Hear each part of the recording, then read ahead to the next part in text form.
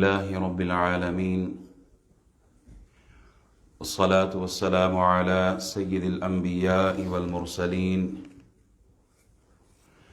وعلى كل ملائكتك المقربين وعلى عباد الله الصالحين. أما بعد فأعوذ بالله من الشيطان اللعين الرجيم المردود. بسم الله الرحمن الرحيم. قال الله تبارك وتعالى في الكلام المجيد بعد أعوذ بالله من الشيطان الرجيم. بسم الله الرحمن الرحيم. ومن يبتغ غير الإسلام دينا فلن يقبل منه وهو في الآخرة من الخاسرين، أو كما قال الله تبارك وتعالى في مقام آخر: إن الدين عند الله الإسلام. صدق الله مولانا العظيم وصدق رسوله النبي الأمين الكريم، ونحن على ذلك لمن الشاهدين والشاكرين، والحمد لله رب العالمین. تمام خوبیاں حمد ثنا وحدہ لا شریک ذات کے لیے ہے، جو ہم سب کا خالق ہے، مالک ہے، رازق ہے، انتہائی رحم فرمانے والا ہے، الرحمن ہے، الرحیم ہے، مالک یوم الدین ہے، احکم الحاکمین ہے، رب العالمین ہے، عزت کی مسند پر بٹھانے والا ہے، گداؤں کو بادشاہ بنانے والا ہے، بستر مرگ سے اٹھا کر گھر بھیجنے والا، شفا دینے والا ہے، بے اولادوں کو اولاد کی نعمت اور دولت اور رحمت سے نوازنے والا ہے، بے گھر کو گھر دینے والا ہے، وہ ذات کہ جس نے ہمیں نعمتوں سے مالا مال کیا ہے، اس اللہ کا ہم شکر ادا کرتے ہیں. درود سلام بے حد بے حساب اس ہستی پر جو ہمارے آقا و مولا ہیں، جو امام الانبیاء ہے، رحمت للعالمین ہے، شفیع المذنبین ہے، وہ ہستی کہ جو قیامت کے دن، محشر کے دن سر سجدے میں رکھ کر گناہگار امت کو جنت لے جانے والے ہیں، وہ ہستی جو خاتم النبیین ہے. آپ کے بعد کوئی نیا نبی نہیں آنے والا، آپ ہی آخری نبی ہیں. اللہ کریم کے حضور دعا گو ہیں کہ مالک و مولا، اول وقت میں آنا، مسجد میں بیٹھنا تیری ہی توفیق سے ہے. تو نے ہی ہمیں اپنے گھر بلایا. جو اول وقت میں مسجد میں آتے ہیں، اصل بہار وہی لوٹتے ہیں. جو پہلے آ کر صفوں میں بیٹھ جاتے ہیں، فرشتے انہی کا نام پہلے لکھ دیتے ہیں. حضور فرماتے ہیں فرشتے دروازوں میں کھڑے ہوتے ہیں، جو پہلے آتا ہے اس کا نام لکھ لیا جاتا ہے. The angels, they are standing on the doors and they write the names of those people they come first in the masjid, and they will get the reward, actual reward, high reward. تو اللہ ہی نے ہمیں یہ توفیق دی ہے کہ ہم اول وقت میں مسجد میں آئے ہیں. احباب، اللہ کریم کے بے شمار انعامات ہیں ہم پر، بے شمار احسانات ہیں ہم پر. طرح طرح کی نعمتیں اس نے ہمیں دی ہیں. عقل و خرد اس نے دی ہے، سوچ و فکر اس نے دی ہے، سوچنے کی طاقت، قوت، صلاحیت میرے رب کی طرف سے ہے. ہمارا دیکھنا نہیں ہے، یہ رب کی دی ہوئی نعمت ہے. ہمیں آنکھیں کس نے دی ہے؟ اللہ نے دی ہے. سننے کی صلاحیت اللہ نے دی ہے. چلنے کی صلاحیت اللہ نے دی ہے. ہاتھوں کا پکڑنا یہ اللہ کی طرف سے ہے. ساری نعمتیں میرے رب کی طرف سے ہے، اولاد ہو، کاروبار ہو، خاندان ہو، دوست احباب ہو، جہاں جہاں آپ کی سوچ جاتی ہے یہ سب نعمتیں میرے رب کی طرف سے ہے۔ آنکھ کی نعمت اتنی بڑی نعمت ہے کہ اس کی قدر صحیح انداز میں، صحیح معنوں میں وہ بتا سکتا ہے کہ جو نابینا ہو۔ آکسیجن جو ہمیں مل رہی ہے اس وقت، اس کی صحیح قدر ہمیں تو پتہ بھی نہیں ہے، نہ ہم نے کبھی اس کا شکر ادا کیا۔ آکسیجن کی صحیح قدر وہ جانتا ہے جو اس وقت آئی سی یو میں لیٹا ہوا ہے اور گیس کے آکسیجن کے سلنڈر اسے لگے ہوئے ہیں۔ اللہ کی اتنی بے شمار نعمتیں ہیں۔ وَإِن تَعُدُّوا نِعْمَةَ اللَّهِ لَا تُحْصُوهَا۔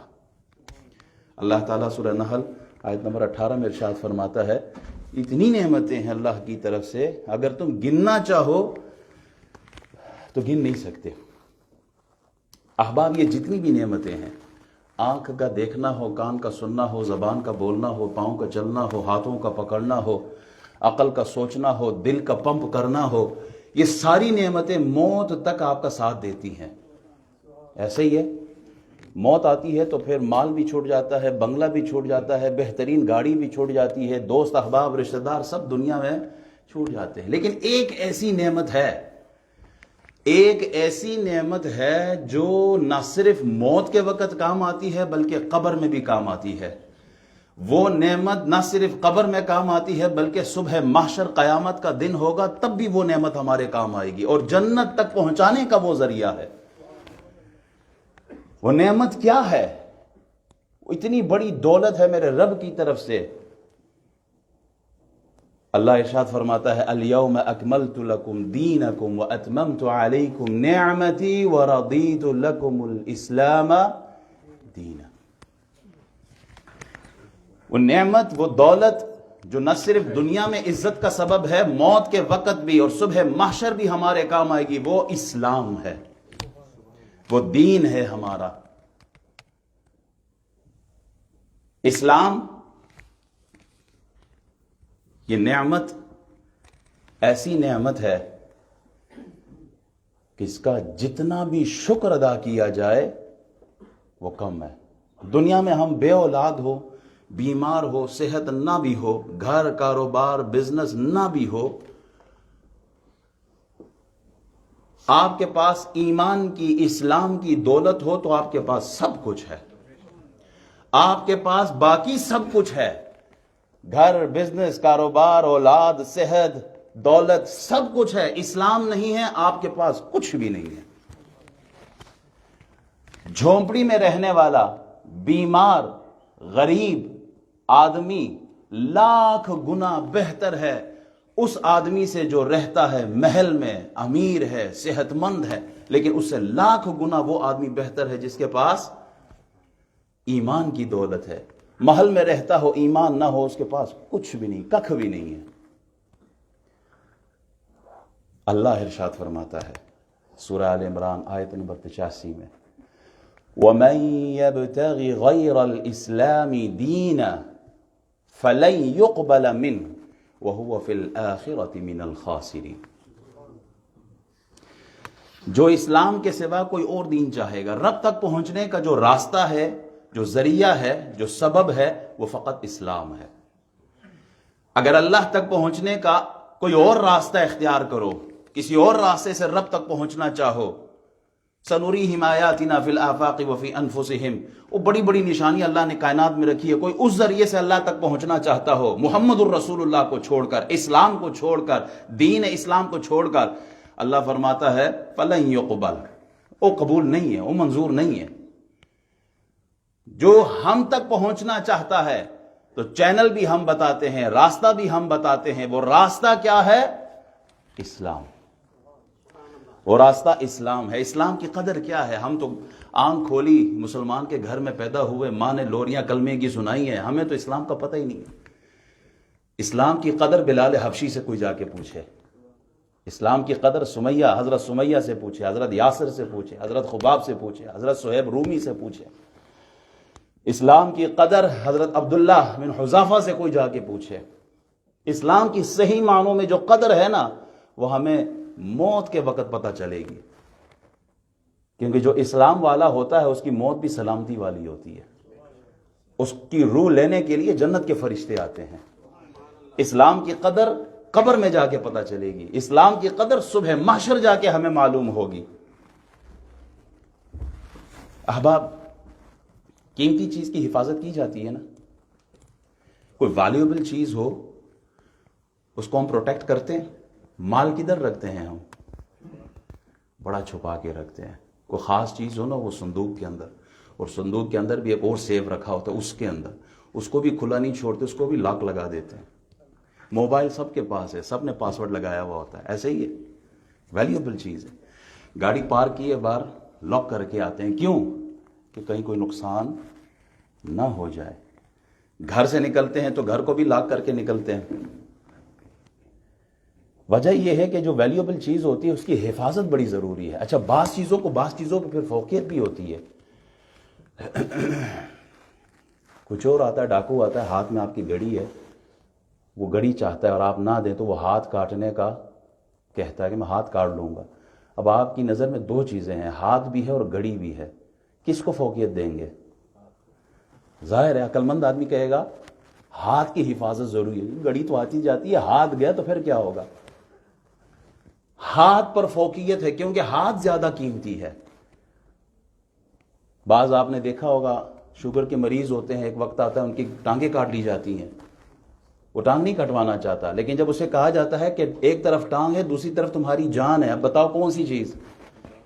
تو وہ کہتا ہے جان زیادہ ضروری ہے، ٹانگ لے لیں. احباب، مال و دولت ایک طرف، گھر کاروبار بزنس دوسری طرف، اولاد جان مال سب ایک طرف. ان سب سے زیادہ جو قیمتی چیز ہے وہ ایک مومن کے لیے وہ ایمان ہے، وہ اسلام ہے. وہ مال بھی دے دے گا، وہ عزت بھی دے دے گا، وہ جان بھی دے دے گا، اولاد بھی دے دے گا، گھر بار کاروبار ساری زندگی جو اس نے محنت کی ہے کمائی کر کے وہ سب دینے کے لیے تیار ہے. لیکن جو اس سب سے زیادہ اہمیت دیتا ہے ایمان والا مومن کلمہ گو مسلمان، وہ اس کا اسلام ہے، وہ اس کا ایمان ہے. وہ اس کی حفاظت کرتا ہے، وہ سب کچھ دینے کو تیار ہے. سب چھین سکتا ہے، واپس لے سکتا ہے. مال کوئی چھین لے، محنت کر کے واپس مال آ سکتا ہے، لیکن اگر دین دے دیا تو صرف دنیا ہی نہیں بلکہ آخرت کی جو کامیابی ہے وہ دین سے جڑی ہوئی ہے، وہ اسلام سے جڑی ہوئی ہے. وہ دین سے گیا تو اس کا مطلب یہ وہ آخرت سے چلا گیا ہے.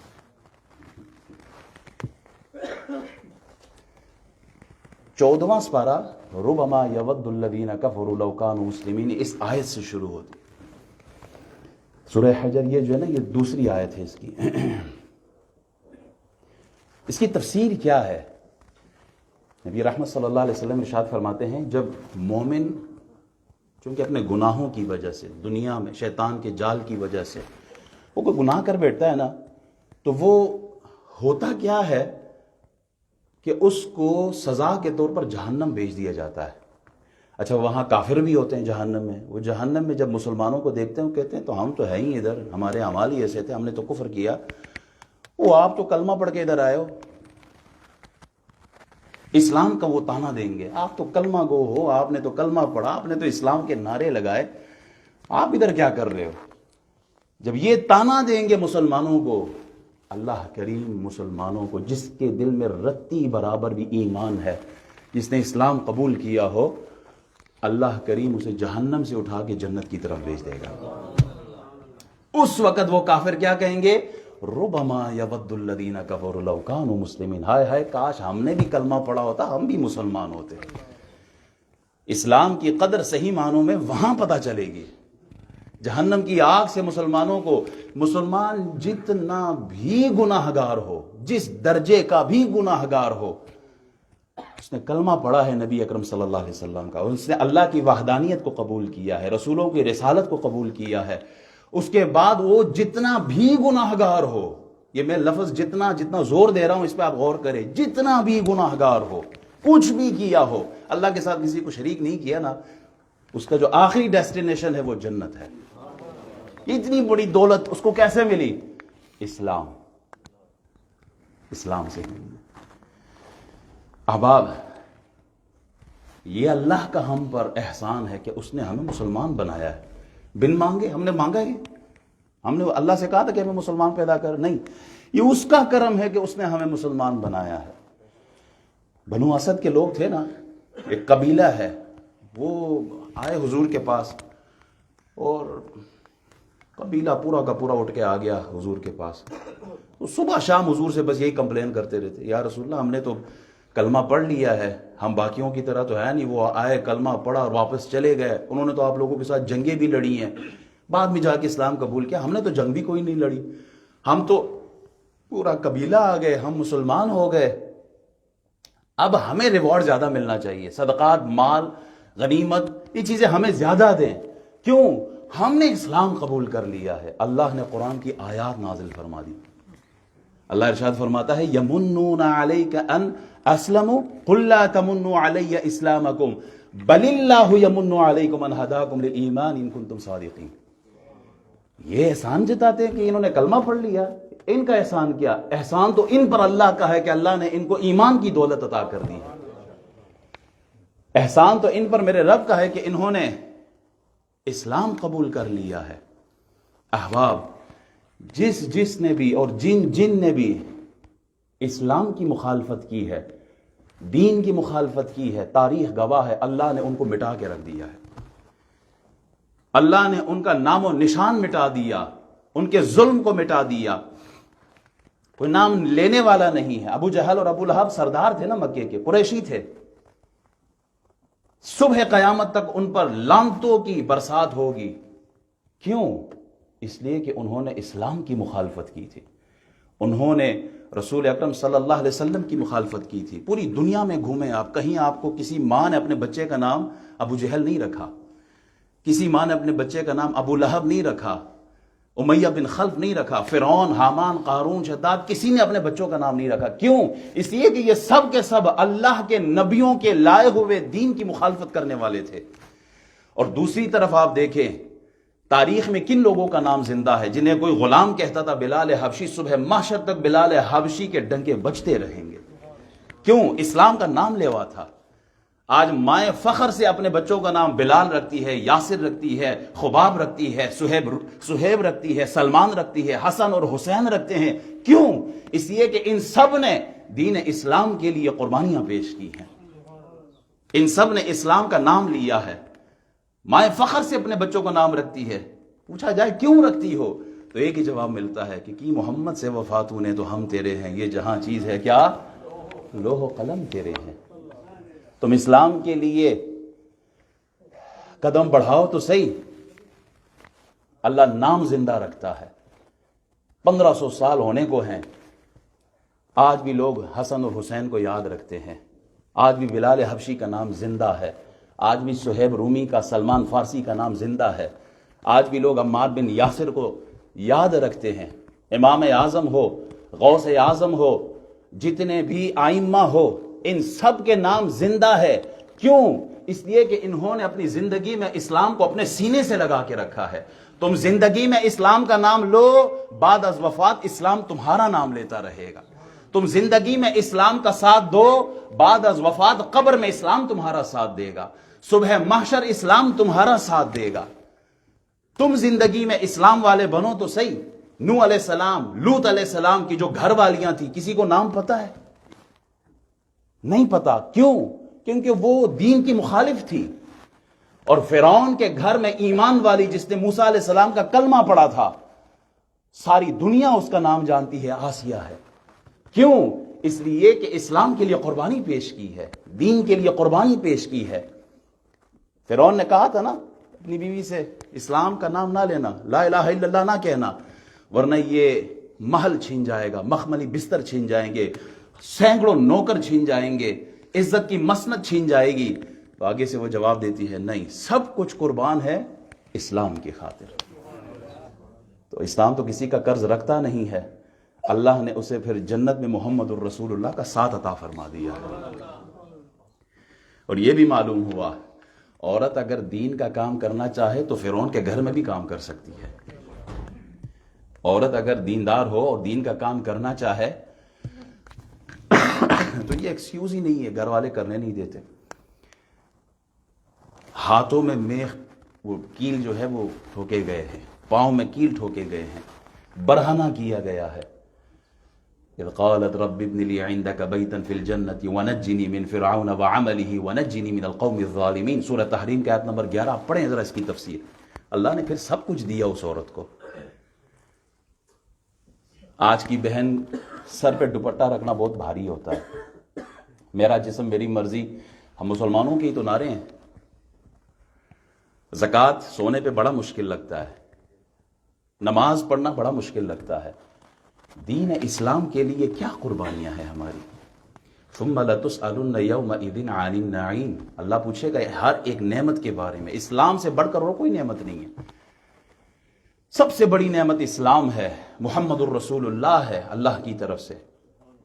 اللہ پوچھے گا اس بارے میں. صحت، مال، دولت، اولاد، کاروبار، یہ تو پوچھنا ہی پوچھنا ہے. بتاؤ اسلام کے بارے میں. میں نے تمہیں اتنی بڑی دولت سے نوازا تھا. In return what did you do؟ مائیں بہنیں وہ بھی مسلمان ہیں، ان کی بھی ذمہ داریاں ہیں، ہماری بھی ذمہ داریاں ہیں. ایک صحابیہ ہے، بیٹا شہید ہوا نا ان کا، مار دیا ظالموں نے، تو پردے میں گئی ہیں. پردے میں جاتے تو ایک صحابی کہتے ہیں کہ بیٹا فوت ہوا ہے اور اتنا پردہ کر کے آئی ہیں. تو آپ نے رخ موڑا، آپ نے کہا بیٹا فوت ہوا ہے، حیا نہیں فوت ہوئی. بیٹا فوت ہوا ہے، حیا نہیں گئی ہے. ایک طرف اسلام ہے، دوسری طرف دنیا ہے. اسلام کو اپنائیں تو پھر ربنا آتنا فی الدنیا حسنہ. اگر اسلام ہوگا پھر دنیا بھی اچھی ہے ہماری، آخرت بھی اچھی ہے ہماری. اسلام کے لیے سب سے پہلی شہادت ایک عورت نے دی ہے، حضرت سمیہ ان کا نام ہے. ابو جہل نے قتل کیا. کس لیے؟ چھوڑ دو محمد الرسول اللہ کو، چھوڑ دو اسلام کا یہ جو دامن تم نے تھام لیا ہے، لا الہ الا اللہ محمد الرسول اللہ، چھوڑ دو. کہا نہیں چھوڑ سکتے. خنجر مار کے شہید کر دیا گیا. ان کے ہسبینڈ کو، حضرت یاسر کو، انہیں بھی شہید کیا گیا. وہ کہتے تھے کہ ہم اسلام والے ہیں تو سمجھ میں بھی آتی ہے. ابو جہل کے گھر باندھی تھی، اس نے بھی کلمہ پڑھ لیا. ذنیرہ اور ذنورے دونوں نام آتا ہے. ابو جہل نے بہت مارا، اتنا مارا کہ آنکھیں ضائع ہو گئی. تو ابو جہل تانا دیتا تھا، دیکھا ہمارے لات اور عزا، ہمارے جو بت ہے، ان کی مخالفت کی، انہوں نے تمہاری آنکھیں چھین لی. سر سجدے میں رکھتی ہے، مالک سب کچھ برداشت کر سکتی ہوں پر یہ تانا نہیں برداشت کر سکتی. اللہ مجھے نظر چاہیے، اب اللہ مجھے آنکھیں چاہیے. آج کافر نے تیرا تانا دے دیا ہے، اللہ نے اسی وقت آنکھیں عطا فرما دی. تم آؤ تو صحیح اسلام کی طرف. آج کا مسلمان کہتا ہے مولوی صاحب کوئی رستہ کر دو، کرسمس منانا ہے. یہ میں نے جو پوری تمہید باندھی نا اسلام کی، اس موضوع کے لیے تھی. مولوی صاحب کو رستہ کڈو، کو کرسمس کی اجازت دیو. ہم نے بھی کوئی درخت لگانے ہیں، ہم نے بھی کوئی شغل میلہ کرنا ہے. من تشبہ بقوم فہو منہم. جو جس قوم کی شباہت اختیار کرے گا وہ انہی کے ساتھ اٹھایا جائے. مولوی صاحب تساں بڑی منفی گل کرنے ہو. مولوی صاحب تساں دی جڑی گل ہے وہ سمجھتے آونی ہے پر ہے منفی. اسا رہنے آ یو کے تساں منفی گل کیاں کرنے ہو. میں کہتا ہوں کلمے کی ابتدا ہی منفی سے ہو رہی ہے. لا الہ الا اللہ. کافر یہی تو کہتے تھے کہ آپ ہمارے بتوں کی پوجا کرو، ہم آپ کے خدا کی تعظیم کریں گے اور سجدہ کریں گے. قرآن کی آیت نازل ہوئی، لکم دینکم ولی دین. تمہارا تمہارا، ہمارا ہمارا. کبھی مسلمان کسی بت کے آگے سجدہ نہیں کر سکتا. من تشبہ بقوم فہو منہم. منفی تمہارا اسلام شروع ہی یہیں سے ہوتا ہے کہ ان کی مخالفت کرنی ہے. لا الہ الا اللہ. لا کا مطلب کیا ہے؟ لا کا مطلب ہاں ہے یا نہیں ہے؟ نہیں ہے. ہر چیز پہ کمپرومائز ہو سکتا ہے لیکن اسلام پر کمپرومائز نہیں ہو سکتا. یا ایھا الذین آمنوا ادخلوا فی السلم کافہ. یہودیوں نے اپنا ایک بہت بڑا عالم تیار کیا. رسول اللہ صلی اللہ علیہ وسلم جو مدینے میں تھے نا، عبداللہ بن سلام یہودیوں کا بہت بڑا ٹاپ کا عالم تھا. انہوں نے کہا یہ جا کے مناظرہ کرے اور رسول اللہ کو ہرا دے، پھر ہم کہیں گے دیکھو ان کے پاس تو کچھ ہے ہی نہیں. اب ان کا بہت بڑا مناظر ہے، عالم ہے. وہ آیا حضور کی بارگاہ میں، جب رسول اللہ کے چہرے پہ نظر پڑی نا، کہا اللہ سب وجہ کذاب. کہا یہ کسی جھوٹے کا چہرہ ہو ہی نہیں سکتا. سل من قطعک واعف عن من ظلمک. رسول اللہ تعلیم فرما رہے تھے، لوگوں جو تم سے رشتہ توڑے تم رشتہ جوڑو، جو تم پر ظلم کرے تم معاف کرو، جو زیادتی کرے جو تم سے روک دے تم دے دیا کرو. اچھا یہ جب کلام سنا کہتے ہیں یہ کسی جھوٹے کا نہیں ہو سکتا، یہ چہرہ کسی مسلمان کا ہے، کسی نبی کا ہے، کسی اچھے انسان کا ہے۔ وہ مناظرہ کیے بغیر ہی حضور کے چہرے کو تکتے رہے اور کہا یا رسول اللہ کلمہ پڑھاؤ۔ وہ آیا تھا مناظرے کے لیے، بھیجا گیا تھا، اور بغیر مناظرے کے ان یہودیوں نے کہا وہ عبداللہ بن سلام اتنا تو ہوتا کہ سوال کر لیتے، اتنا تو ہوتا کہ مقابلہ کر لے، ہم کہہ دیتے کہ ہمارا جو امام تھا، مولوی تھا، ہمارا جو راہب تھا، ہمارا جو لیڈر تھا، چونکہ اس کے بعد دلیل ختم، وہ بغیر دلیل کے قبول کر لیا۔ یہ کیسے کیا؟ کہ بے دام ہی بک جائیے بازار نبی میں، اس شان کے سودے میں خسارے نہیں ہوتے، اس شان کے سودے میں کوئی خسارہ نہیں ہے۔ حضور کے چہرے کو دیکھ کے اسلام قبول کیا ہے۔ صحابہ فرماتے ہیں کہ قرآن کی آیات نہ بھی اترتی نا، رسول اللہ کی رسالت کی دلیل رسول اللہ کا چہرہ تھا۔ آپ کا چہرہ دیکھتے تو لوگ کلمہ پڑھ لیتے تھے۔ عبداللہ بن سلام چونکہ یہودی عالم تھے، اور یہودیت میں اونٹ کا گوشت کھانا جائز نہیں تھا، دودھ بھی اونٹ کا نہیں پی، اونٹنی کا جو دودھ ہے وہ بھی نہیں پی سکتے، گوشت بھی نہیں کھا سکتے، اور ہفتے کے دن کی تعظیم بھی تھی۔ تو عبداللہ بن سلام نے کہا کہ چلیں، اب اسلام میں تو منع ہے نہیں، تو میں دودھ بھی چھوڑ دیتا ہوں، اونٹنی کا گوشت بھی چھوڑ دیتا ہوں۔ رسول اللہ صلی اللہ علیہ وسلم کو جب پتہ چلا، آپ نے فرمایا اگرچہ یہ واجب تو نہیں ہے نا، اونٹ کا گوشت کوئی کھائے تو کھائے، جو نہ کھائے تو نہ کھائے، اسلام میں کوئی فرض و واجب نہیں ہے، مباح ہے، لیکن کہا عبداللہ بن سلام تمہیں کھانا ہوگا۔ کیوں؟ کیونکہ جب اسلام میں داخل ہو گئے ہو تو پھر پورے اسلام میں داخل ہونا ہے، یہ نہیں کہ آدھا ادھر سے لیا اور آدھا ادھر سے لیا۔ ہم مسلمان ہیں، ہمارا طور طریقہ مسلمانوں والا ہونا چاہیے، ہماری جو اپیرنس ہے یہ مسلمانوں والی ہونی چاہیے، ہمیں شناختی کارڈ نہ دکھانا پڑے کہ میں مسلمان ہوں، ہمارا کردار بتائے، ہماری سوچ و فکر بتائے، ہماری تبلیغ بتائے کہ ہاں میں مسلمان ہوں، ہاں میں اسلام والا ہوں۔ پورا قرآن اٹھا کے دیکھے، کہیں نہیں لکھا، اللہ کہیں نہیں آئی کوئی آیت کہ وَاسْجُدُوا مَعَ السَّاجِدِينَ، سجدے کرنے والوں کے ساتھ سجدہ کرو۔ کیوں؟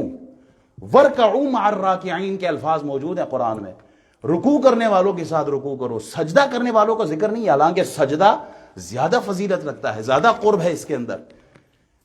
اس کی کیا وجہ ہے؟ کہا اس لیے کہ یہودیوں کی عبادت میں رکوع نہیں ہے، ان کے ہاں سجدہ ہے۔ کہا تم رکوع کرنے والوں کے ساتھ رکوع کرو، اس لیے کہ وہاں ان سے مشابہت بھی پیدا نہ ہو۔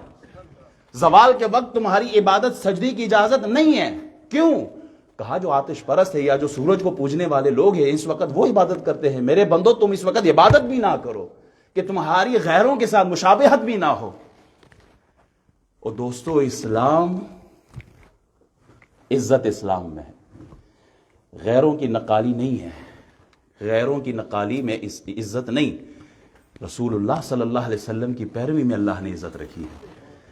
واقعہ بہت طویل ہے، حضرت عمر رضی اللہ تعالیٰ عنہ جب بیت المقدس گیا، آپ نے سنا بھی ہوگا، وہ ایک غلام بھی ساتھ تھا، کبھی سواری پہ خود بیٹھتے کبھی وہ جاتے۔ جب اس علاقے میں پہنچے تو غلام کی باری تھی کہ وہ سواری پہ سوار تھے اور امیر المؤمنین وہ سواری کی نکیل پکڑے ہوئے جا رہے ہیں۔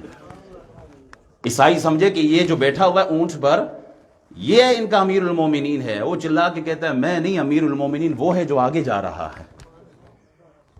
وہ جرابیں انہوں نے رکھی ہوئی تھی ہاتھ میں یا کندھے پر، تو عبیدہ بن جراح نے کہا حضور یہ کیا کر رہے ہیں، ایسا لباس ہے اور یہ جرابیں، یہ کیا سوچیں گے کہ اتنا بڑا امیر المومنین ہے، اسلامی دنیا کا امیر ہے،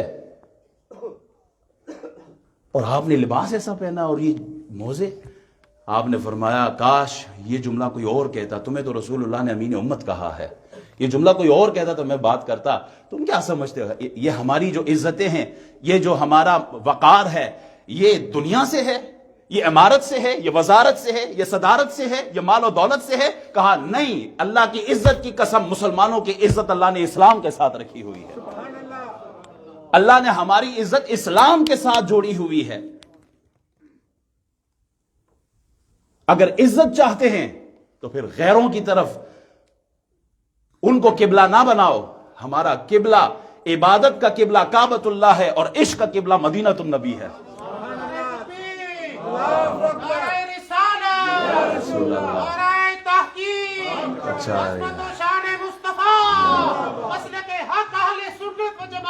ماشاء اللہ. ہماری عزت، ہماری یہ جو ہماری پگڑیاں ہیں نا، اس کی عزت رب کعبہ کی قسم اس لیے ہے کہ یہ محمد الرسول اللہ سے نسبت رکھتی ہے. اس کا تعلق اسلام کے ساتھ ہے. اسلام کیا کہتا ہے؟ دوستی کرو تو کس سے؟ کہا جس کے پاس مال ہو، عہدہ ہو، منصب ہو، بادشاہت ہو، وزارت ہو، جو کوئی پاور پوزیشن رکھتا ہو، اس سے دوستی کرو. کہا نہیں، المرء علی دین خلیلہ فلینظر احدکم من یخالل. دوستی بھی کرنی ہے تو یہ دیکھنا کہ اس کا دین کیا ہے، وہ اسلام کا ہے بھی یا نہیں ہے. نکاح کرنے جاتے ہو، تنکح المرأة لأربع لمالها ولحسبها ولجمالها ولدینها فاظفر بذات الدین. نکاح کرنے جاتے ہیں تو کیا، یا تو مال دیکھا جاتا ہے، یا حسب نسب دیکھا جاتا ہے، یا بیوٹی دیکھی جاتی ہے، یا دین دیکھا جاتا ہے. سرکار فرماتے ہیں تم دین کو ترجیح دو، پریورٹی دین کو دو. کیوں؟ قبر میں کیا پوچھا جائے گا؟ من ربک. اگلا سوال کیا ہے؟ ما دینک. تیرا دین کیا ہے؟ دین کی اہمیت ہے. اسلام کی نظر میں یہ سوال تو سب سے ہوگا. ثم لتسألن یومئذ عن النعیم. نے شروع میں کہا نالین مبارک ادھر سجانا ہم فخر سمجھتے ہیں، کوئی شک نہیں ہے. نقش نالین مصطفیٰ صلی اللہ علیہ وسلم سینے پر سجانا یہ الگ بات ہے، اور رسول اللہ کے نقش قدم پر چلنا یہ الگ بات ہے. دین اسلام کو اپنانا یہ الگ بات ہے. جس دین کے خاطر رسول اللہ نے طائف میں احد کے دن، احد کے مقام پر پتھر کھائے ہیں، طائف میں جا کر لہو لہان ہوئے ہیں، امیر حمزہ کا کلیجہ چبایا گیا ہے. امام حسن، امام حسین اپنے بچوں کو وہ کٹوا دیتے ہیں اسلام کی خاطر. بلال حبشی تپتی ریت پر کوڑے کھاتے ہیں. امام اعظم کا جنازہ جیل سے نکلتا ہے. جس دین کے خاطر رسول اللہ صلی اللہ علیہ وسلم کا خانوادہ لٹ جاتا ہے. اے مسلمان بتا اس دین کے لیے میں نے کیا کیا ہے اور تو نے کیا کیا ہے. وضع میں تم ہو، نصارہ تو تمدن میں ہو. یہ ہے مسلمان جنہیں دیکھ کے شرمائیں یہود. یوں تو سید بھی ہو، مرزا بھی ہو، افغان بھی ہو، تم سبھی کچھ ہو. بتاؤ تم مسلمان بھی ہو. مولوی صاحب کرسمس منانے کا کوئی راستہ نکالے. اگر صرف اسلام نعروں سے ہوتا نا، اگر اسلام فقط نعروں سے زندہ ہوتا نا، تو کبھی بھی صحابہ بدر اور احد اور خندق نہ جاتے، کبھی بھی صحابہ قربانیاں پیش نہ کرتے. اسلام زندہ ہوتا ہے ہر کربلا کے بعد. پہلے وہ منظر پیش تو کرو، پہلے اس لیول پر آؤ تو صحیح اسلام کے لیے. ہماری نظر دنیا پر ہے، حقیقت یہ ہے کہ اللہ ہم سے سوال کرے گا اس کے بارے میں. اللہ کریم جو ہم نے بیان کیا عمل کی توفیق عطا فرمائے. اپنے بچوں کو دین سکھائے، اپنے بچوں کو اسلام کی تعلیمات دے. 30 پاؤنڈ 40 پاؤنڈ ایک سبجیکٹ کے ہم دیتے ہیں. کہیں انگلش پڑھایا جاتا ہے، کہیں فزکس پڑھائی جاتی ہے. کیا ہم نے اپنے بچے کو قرآن کی بھی وہ تعلیم دی ہے؟ باقی چھوڑو بچوں کو. تو اگر آپ کے پاس 10 پاؤنڈ ہے تو اپنے بچے کو 10 پاؤنڈ ہی دے سکتے ہیں، 11 تو نہیں دے سکتے. آپ کے پاس 20 پاؤنڈ ہے تو 21 پاؤنڈ اپنے بچے کو نہیں دے. آپ کے پاس خود اتنا علم ہے تو اپنے بچے کو اتنا علم نہیں دے سکتے. پہلے خود بھی وہ علم سیکھیں جو ضروری ہے. ہم انشاءاللہ اگر اللہ نے زندگی دی اور وفا کی تو ہم اپنی مسجد میں قرآن کی کلاس شروع کرنے والے ہیں. دین سکھایا جائے گا، پڑھایا جائے گا. جو نماز ہم پڑھتے ہیں نا 5 وقت، صبح بھی پڑھتے ہیں، رات بھی پڑھتے ہیں، تہجد بھی پڑھتے ہیں، نوافل بھی پڑھتے ہیں، اس کا مطلب بھی پتہ ہے، اس کے معنی بھی پتہ ہے، ورڈ ٹو ورڈ میننگ بھی آپ کو پتہ ہے. اگر پتہ ہے تو خوش نصیب ہے، اگر نہیں ہے تو سیکھنے کے لیے ضرور اس کلاس کو جوائن کریں. نماز سے انشاءاللہ ہم شروع کریں گے. نماز اول سے لے کر آخر تک ساری نماز بھی سکھائی جائے گی، قرآن بھی پڑھایا جائے گا، فقہ کے مسائل بھی ہوں گے. اللہ تعالیٰ جو بیان کیا پہلے خود عمل کی توفیق عطا فرمائے. وآخر دعوانا الحمدللہ رب العالمین.